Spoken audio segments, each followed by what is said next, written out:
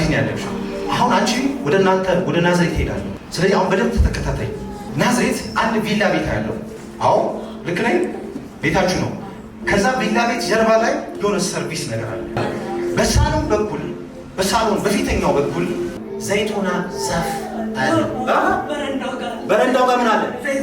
ዘይቶና አለ። ዘይቶና ዛፍ አለ።